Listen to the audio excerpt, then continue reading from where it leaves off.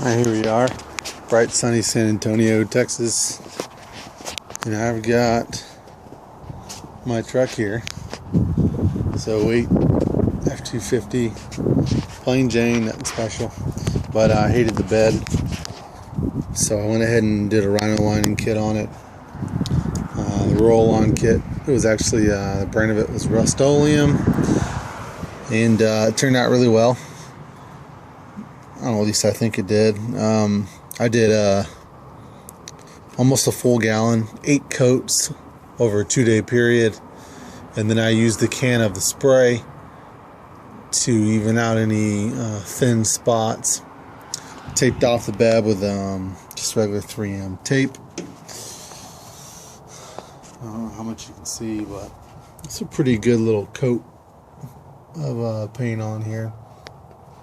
This back wall, I didn't do 8 coats on it because, I mean, there's not really too much on there, but it's pretty textured. This has a full 8 coats on it here, and it's thick.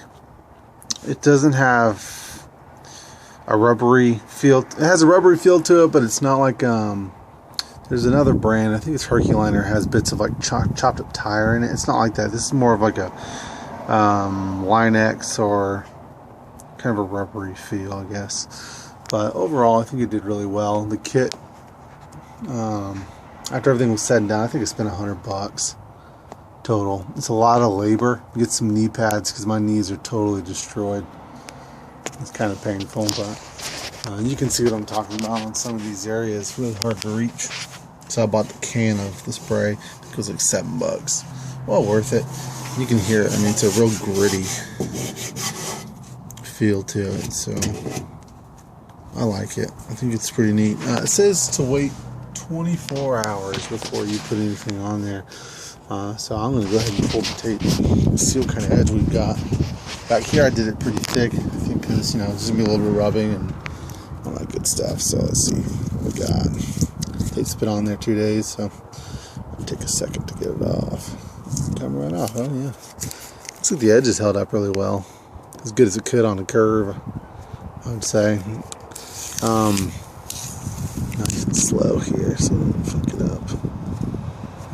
It's a little wet. A little bit of flakes in there. I think that's a little normal.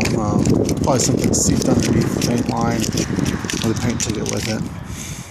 The bed I hand sanded. I used the orbital sander for some of it, but you just can't get in all the grooves with the orbital sander, so I did hand sand it with a piece of sandpaper, and I feel like I got a lot more of the surface nailed down.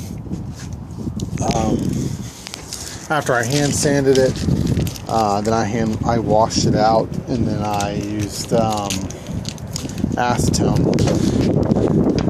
Acetone's a pretty serious prepping tool, so when you use that, if you're going to wipe it down, I'd wait 20 minutes before you really go at it. Let it dry out. If not, you're going to have some issues with the adhesion process. I'm going to show you a couple spots where I had a little bit of rust. I should have primered first, and I can see the bedliner didn't adhere properly. I'm trying to stick the phone in here because it's kind of windy today, but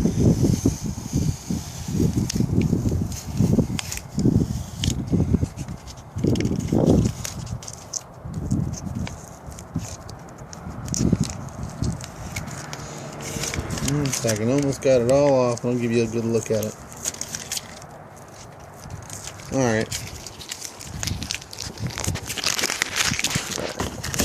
Put it in there. Real quick. Let's see. So I don't know how good you can tell on there, but it's actually pretty good. I'd say it's I don't know, I guess it's 2 or 3 millimeter. Probably about 3 sheets of paper thick. This bedliner is by no means supposed to be used to haul around rocks. You know, that's not what it's made for. It's made to give your truck a little bit of a protective coating. And for me, it was more of the aesthetics. You know, because the look was just awesome. I think it looks really good. It really pops on a truck that is tan like mine, you know.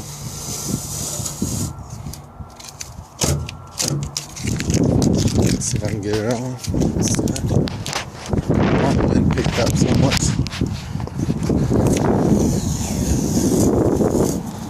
Yeah, I think that did. It looks good. It looks really good for a do-it-yourselfer. That's only the second one I've ever done. So overall, not bad at all. I didn't take the bed bolt out. I know that might cause a little havoc later if we gotta do fuel pump or something like that, but I'll pay someone to do that. So there you have it. Pretty good. Overall, looks real neat. Let's see how I did on this. I have a little tan showing, but shouldn't be too much.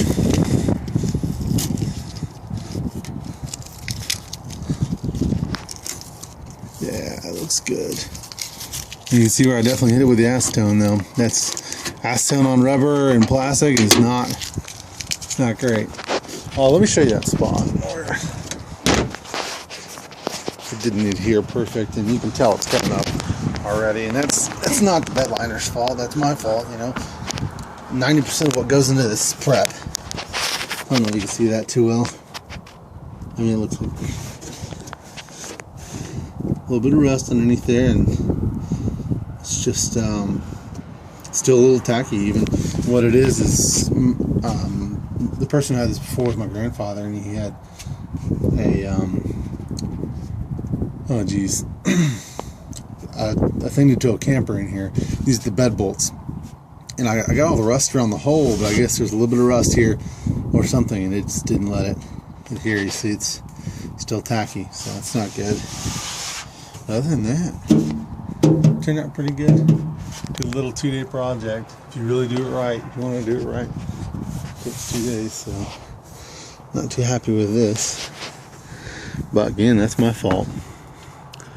You see, I prepped it right here.